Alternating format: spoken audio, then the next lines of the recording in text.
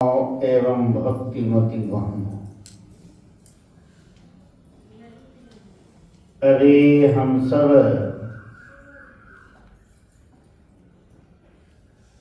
नवधा भक्ति के उपदेश को सुन रहे थे।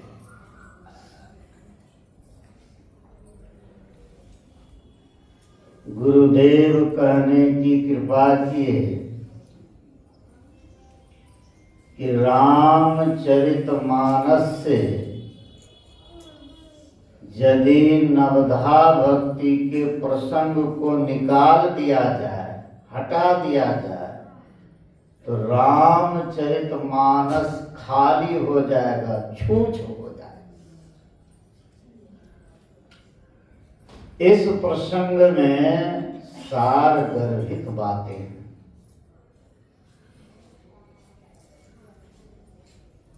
रामचरितमानस में जितने पात्र देखते हैं हम लोग, उनमें से माता सबरी को छोड़कर किसी को मोक्ष की प्राप्ति नहीं हुई। माता सबरी शरीर त्याग कर वहां चली गई जहां से वापस नहीं होता। तजी जोग पावक देह हरिपद लीन भई जान नहीं फिरा। और रामचरितमानस में पढ़िए, माता सबरी के अतिरिक्त किसी को ऐसी मुक्ति नहीं मिली। सर्वभंग ऋषि भी योगाग्नि में शरीर त्यागे। सर्वभंग ऋषि को लेने के लिए विमान आया। भगवान राम, उनको मालूम हुआ कि भगवान राम मेरी कुटिया पर पधारने वाले हैं, तो वापस कर दिए विमान को। कहा मैं अभी नहीं जाऊंगा, भगवान का दर्शन करूंगा तब जाऊंगा। भगवान राम लक्ष्मण जी उनके कुटिया पर पधारे, दर्शन हुआ। और सर्वभंग ऋषि भी योगाग्नि में शरीर त्यागे। लेकिन सर्वभंग ऋषि का योगाग्नि और सबरी का योगाग्नि में बहुत अंतर है। क्या अंतर है? योग बल से लकड़ियों को इकट्ठे करके योग बल से उसमें अग्नि प्रकट किए, तब सर्वभंग ऋषि उस अग्नि में अपने शरीर को त्यागे थे। और माता सबरी जो योगाग्नि प्रकट की, तजी जोग पावक दे हरिपद लीन भई जहन फिरे।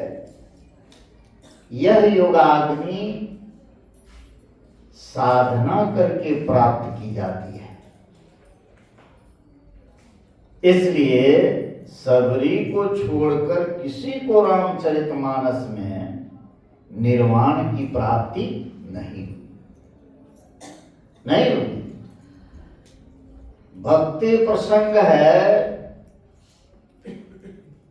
भक्ति का शाब्दिक अर्थ सब जानते हैं, अभी सुने भी।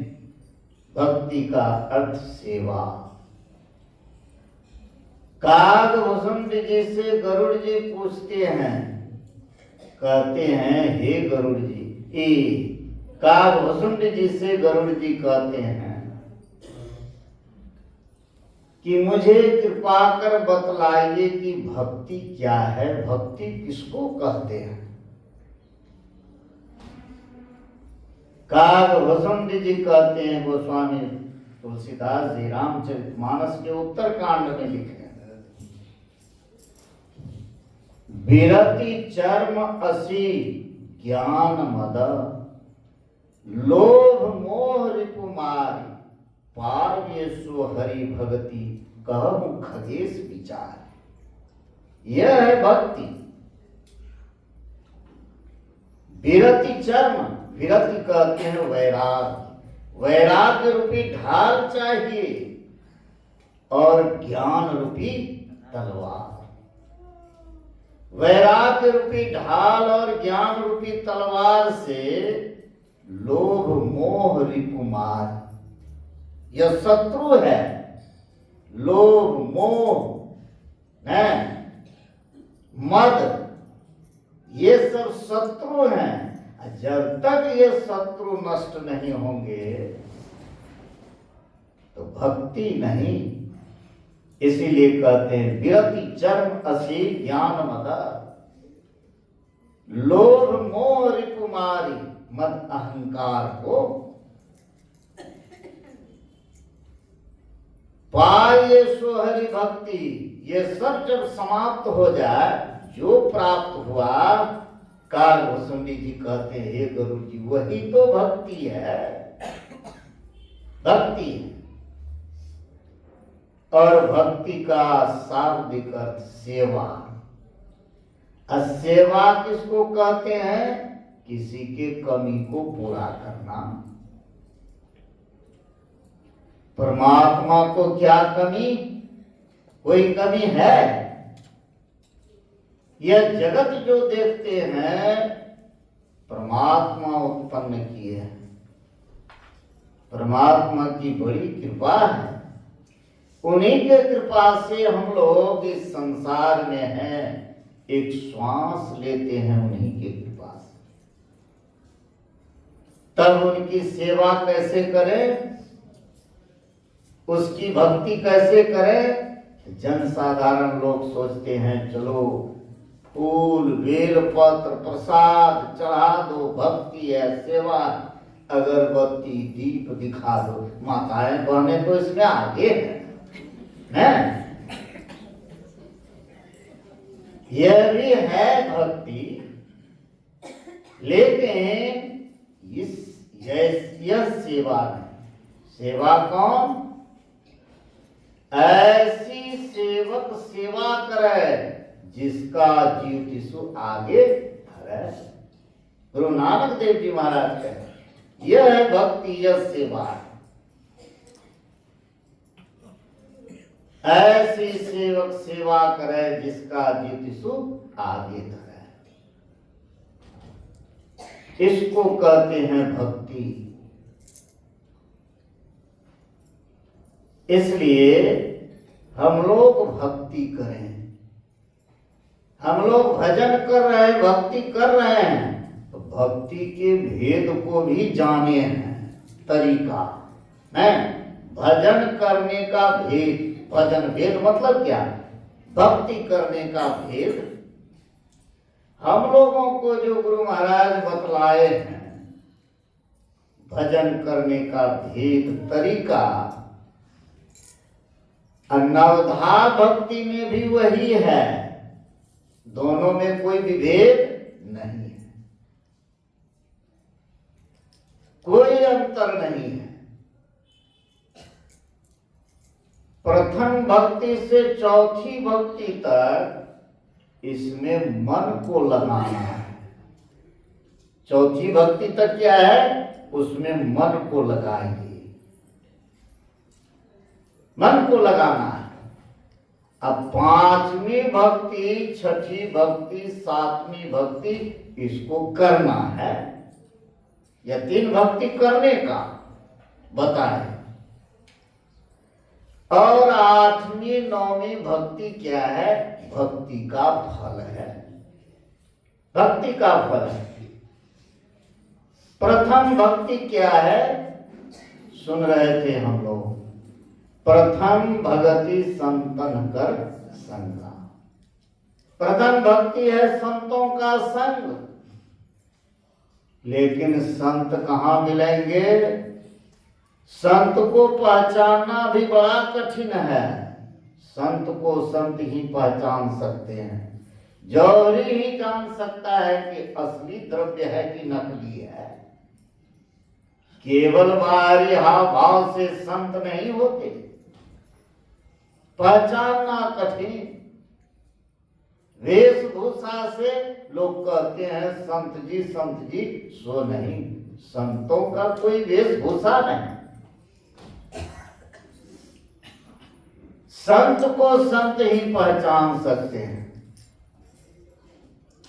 जो कोई कहे संत को चिन्हा, तुलसी हाथ कान पर दिखना।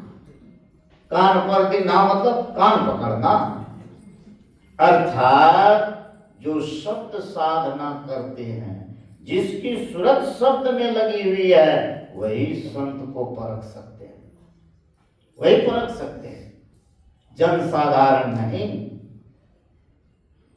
तब फिर संतों का संग कहां करें? पहली भक्ति तो यही है।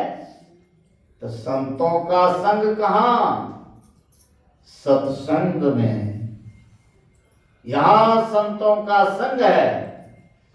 कैसे संतों का संग है? संत तो पहचानते, संत को तो पहचानते नहीं, लेकिन पूर्व में जो संत हो गए उनके वाणी का संग है, उनके वाणी का संग है। जैसे अभी गोस्वामी तुलसीदास जी महाराज रचित रामचरितमानस को सुने और उसी को समझ बूझ रहे हैं। अर्थात सत्संग में जिस संत की वाणी का पाठ होता है, उस संत से पूरा नहीं तो आधी मुलाकात हो जाती। आधा भी कम हुआ कहिए तो बहुत हुआ। इसीलिए सत्संग करेंगे तो संतों का संग है प्रथम भक्ति। और बिना सत्संग के तो भक्ति हो ही नहीं सकती है। दूसरी रति मम कथा प्रसंगा, सत्संग में जो कथा प्रसंग हो उसको आनंद मन से सुनिए, आनंद मन से, सब ओर से मन को समेट करके सुनिए। सुनने में मन को लगाए, एक जगह मन को रखिए, तब बात जो सुनेंगे बात समझ में आएगी। यदि ठीक से नहीं सुने तो बात समझ में नहीं आएगी, और समझ में नहीं आएगी तो करेंगे क्या? करेंगे क्या? इसीलिए आनंद मन से सुनिए। हम लोग तो साधारण जन हैं। माता सबरी कैसी थी? भगवान राम कहे सकल प्रकार भगति दृढ़ तोरे। जब उपदेश प्रारंभ किए तो भगवान राम क्या कहते हैं? सावधान सुनु धरु मन। जबकि इतने लोग नहीं थे, वहां थे कौन कौन थे? भगवान राम, वो तो वक्ता ही थे, लक्ष्मण जी और माता सब, तीन जन। तब सावधान करते हैं। इसीलिए कथा प्रसंग को कितनी सावधानी से सुनना चाहिए। जब भगवान राम सबरी को, जब भक्ति में पूर्ण है, उसको सावधान करते हैं, हम लोगों को कितना सावधान रहना चाहिए। यह सावधानी नहीं रहती है। कितना भी सुनते हैं, सुनने के बाद भी फिर जस का नहीं होता है। जस का सुनते हैं और सुनने के बाद यदि कोई पूछे क्या सुने, है भूल गए, कहते हैं ना, भूल गए। स्मरण रखिए, स्मरण रखिए, भूल गए, ऐसा हम लोग कहते हैं। इसीलिए एक चित्त होकर के मनोयोग पूर्वक सत्संग को सुनेंगे तो बात स्मरण में रहेगी। आनंद मन से सत्संग सुनिए, दूसरी रति मम कथा प्रसंग। सत्संग में संतों के वाणी को सुनिए आनंद मन से, और सत्संग में जो कथा प्रसंग हो उसको आनंद मन से सुनिए। तो संत से भी संतों का भी संग हो गया और कथा प्रसंग भी। गुरु पद पंकज सेवा तीसरी भक्ति अमान। तीसरी भक्ति क्या है? गुरु के चरण कमल की सेवा। सेवा क्या है? एक तो शारीरिक सेवा, गुरु का टहल किया, सदगुरु चरण टहल हित करिए। यहाँ कौन टहल करेंगे? अरे जो टहल करने के लिए कहा गया है, गुरु जो आज्ञा दिए है क्या? सत्संग ध्यान करने के लिए गुरु की आज्ञा का पालन करते हैं, गुरु की सेवा है। आज्ञा समना सुसाहिब सेवा। सेवा में मन को लगाइए, सेवा में मन को लगाइए। हम लोग जानते हैं समर्थ रामदास जी महाराज हुए, उनके गुरु थे कौन? ये समर्थ रामदास जी महाराज के शिष्य कौन थे? शिवाजी महाराज। और शिवाजी महाराज स्वयं सेवा करते थे।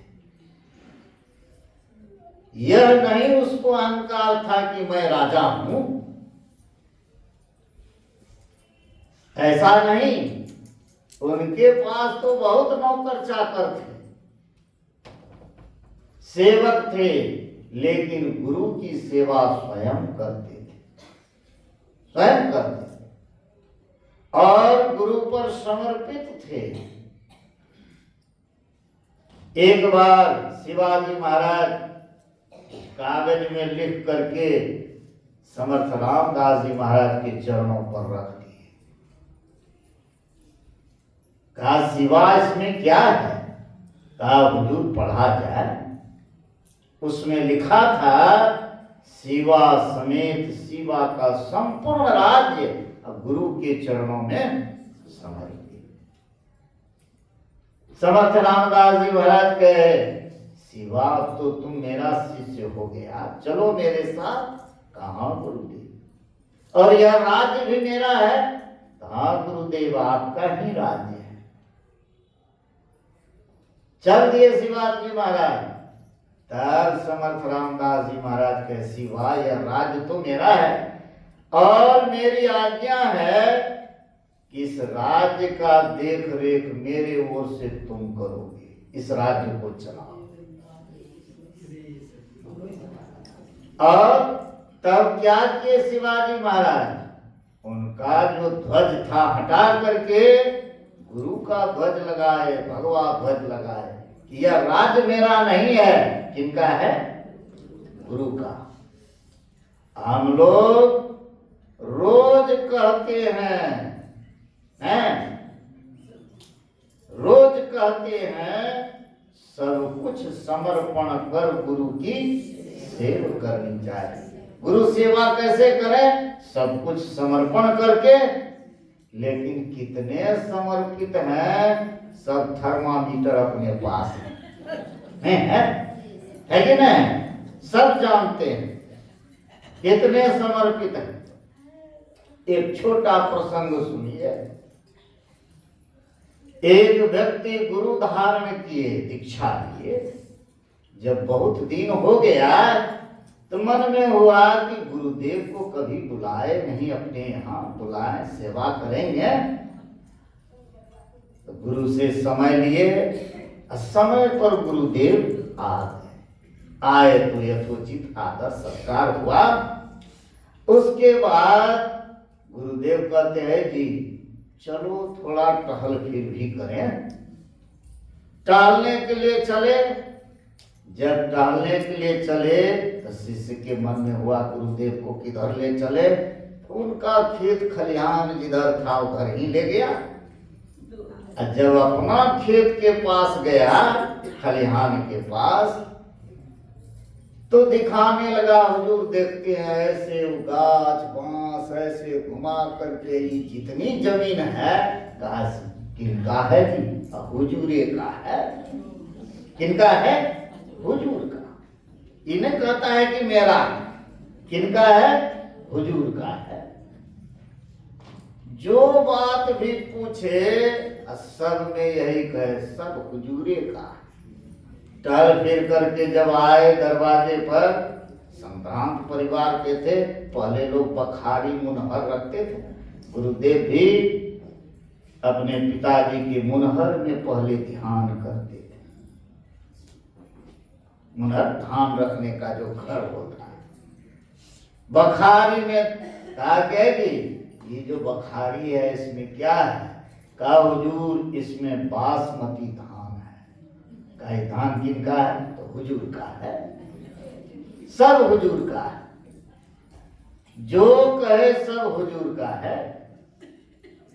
और जब भोजन कराने के लिए ले गए कमरे के अंदर, और कमरे के अंदर जब गए तो पहले लोग पटसन का सिकिया बनाते थे। सिकिया था, उसमें एक मिट्टी की हंडी थी। कहा जी इस मिट्टी के हंडी में क्या है? कहा गुरुदेव इसमें गाय का घी, प्योर घी है, इसमें थोड़ा सा भी मिलावट नहीं है, प्योर घी है। कहा जी घी किनका है? तो हुजूर का है। जो पूछे तो हुजूर का ही है। ये नहीं इतना त्याग का सब हुजूरे का। तो महात्मा जी के हाथ में छड़ी थी, और छड़ी से क्या किए? हंडी में ठोकर मारी। मिट्टी की हंडी थी, फट गई और सब घी नीचे पसर गया। कच्ची जमीन थी, हैं, प्लास्टर नहीं था, कच्ची जमीन पसर गया। तो कहता है गुरुदेव सब चौपट कर दिए। चौपट? आप क्या चौपट हुआ जी? सब इतना बढ़िया घी था, सबको आप मटिया मेट कर दिए। मटिया मेट कर दिए। कहा जी तुम ही तो कहा हुजूर का है, मेरा है तो हमको कहाँ कोई तकलीफ है? तुम्ही को तकलीफ हो रहा है। इसी तरह हम लोग भी कहते हैं रोज, सब कुछ समर्पण कर गुरु की।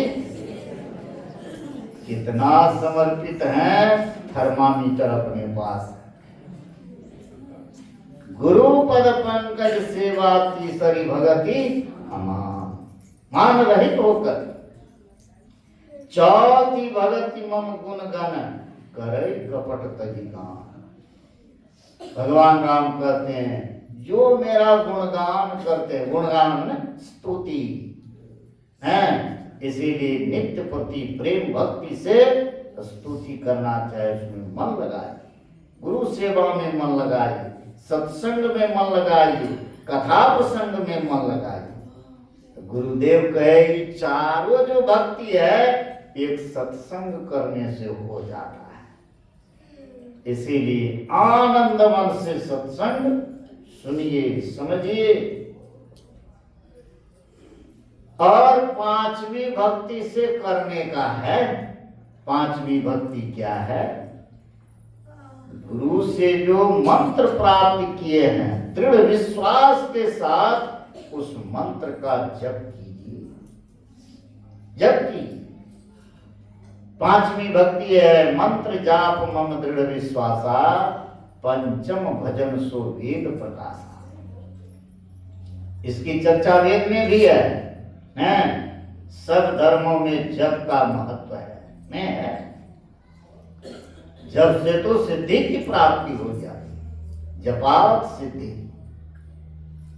और हमेशा यदि जप हो तो अनहद ध्वनि की भी प्राप्ति। 600 सहस्र 2100 जाप अनहद उपजय आप। गोरखनाथ जी महाराज कहते हैं। इसीलिए एक चित्त से जप कीजिए। और छठी भक्ति है दम का साधन। दम का साधन अर्थात इंद्रिय निग्रह। और दम का साधन इंद्रिय निग्रह किससे होगा? दृष्टि योग से। और दृष्टि योग की क्रिया भी वही कर सकते हैं जो सज्जनों के धर्म का ठीक ठीक पालन करते हैं। सज्जन का धर्म क्या है? सज्जन किसको कहते हैं? जो पाप कर्मों से बचते हैं। व्यभिचार, चोरी, नशा, हिंसा, झूठ, इन पंच पापों से बचते हुए गुरु से भेद लेकर अपने जुगल दृष्टि को जोड़ने का अभ्यास किया। जैसे दृष्टि जुटेगी, सूरत की धार जो इंद्रियों के घाटों में फैली है सिमट जाएगी। जैसे कोई वस्तु को हाथ से पकड़ेंगे, खूब जकड़ करके, तो शरीर का संपूर्ण बल कहाँ जाता है? हाथ में। उसी तरह दृष्टि के दोनों धारों को गुरु युक्ति से जोड़ेंगे। जैसे जुटेगी, इंद्रियों के घाटों में जो सूरत फैली है वह सिमट जाएगी। तब इंद्रियों से इंद्रिय का निग्रह होगा। यह दृष्टि योग की क्रिया से होता है। और सातवीं भक्ति है मनोनिग्रह। दृष्टि योग की क्रिया में भी मन का निग्रह होता है, लेकिन मन पूर्ण रूपेण गलता नहीं। मन की स्थिति रहती है बनी हुई, वह सूरत हो जाता है। और सूरत को शब्द से मेल है, इसीलिए सातवीं भक्ति है शब्द साधना। शब्द साधना सातम सम्मोहिमय जग देखा, मोते अधिक संत करी लेखा। सातवीं भक्ति है समता। समता कैसे आएगी? समत्व कैसे? समता जो मैं वही सब, इसको ज्ञान कहते हैं। सब में ईश्वर देखना यह है ज्ञान। सब ईश्वर में है, इसको कहते हैं विज्ञान। इसको विज्ञान कहते हैं। जब तक श्रम का साधन नहीं, मनोनिग्रह नहीं, तब तक समत्व हो नहीं सकता है, समता आ नहीं सकती है। इसीलिए मनोनिग्रह अर्थात शब्द साधना है। शब्द साधना से मन बस में होता है। शब्द खोज मन बस करे, सहज योग है ये। इसीलिए संत मत में है, जो गुरु मंत्र दिए हैं उसको जपिए, उस रूप का ध्यान, और उसके बाद सूक्ष्म ध्यान, दृष्टि योग, शब्द योग की क्रिया है, यह करने का। सत्संग कीजिए, सत्संग में मन लगाइए, तो 4 भक्ति तक हो गई। 8वीं 9वीं भक्ति क्या है? भक्ति का फल है। 8 में यथा लाभ संतोषा। केवल कहने से कि हमको संतोष है सो बात नहीं। बाहर से तो संतोषी लगते हैं, लेकिन मन में इच्छा है मुझे ही प्राप्त होता, अच्छा होता है, इच्छा है, तब संतोष कहां हुआ? जब तक भक्ति में पूर्ण नहीं, तब तक संतोष भी नहीं। जो भक्ति में पूर्ण होते हैं उनके लिए कैसा है? महर्षि दल बहादुर परमहंस जी महाराज कहते थे, उसके लिए कैसा है? 100 गया तो ठीक है, 100 आया तो ठीक है। गया तो ठीक, आया भी तो ठीक। अभी क्या है? गया तो दुख, आया तो हर्ष होते। संतों को यह नहीं होता है। इसलिए जो भक्ति में पूर्ण है उनको संतोष होता है। आठनगता लाभ संतोषा, सपन हो नहीं देखई परतोषा। दूसरे के दोष को नहीं देखते हैं। अभी तो हम लोग दोष से दूसरे में देखते हैं, फलाना ऐसा, फलाना ऐसा, फलाना ऐसा। अपने तरफ नहीं देखते हैं कि मैं कैसा, नहीं देखते हैं। जो भक्ति में पूर्ण होते हैं स्वप्न में भी दूसरे के दोष को नहीं देखते, और जो भक्ति में पूर्ण हो जाते हैं वे सरल हो जाते हैं। उनको मान प्रतिष्ठा आदर का कोई ख्याल नहीं रहता। जैसे माता सबरी कितनी सरल है? कई विधि स्तुति करम तुम्हारी, अधम जाति में जड़मति भारी। अधम ते अधम अधमति नारी, तीन मति मंदघारी। जो भक्ति में पूर्ण होगी तो मंद बुद्धि की होगी नहीं, लेकिन नम्रता है। जो भक्त होते हैं वे नम्र हो जाते हैं। यह भक्ति का गुण है। इसलिए भगवान राम जो नवधा भक्ति का उपदेश किए हैं, अब गुरुदेव जो हम लोगों को भजन करने का भेद बताए हैं, दोनों में कोई भेद नहीं है। विश्वास पूर्वक हम लोग साधन भजन जब ध्यान करें, अवश्य है भक्ति का जो फल है मोक्ष मुक्ति को अवश्य प्राप्त कर लेंगे। यही थोड़ा सा सुनाया। बोलिए श्री सद्गुरु महाराज की, श्री सद्गुरु महाराज की जय। आप सभी शादी करा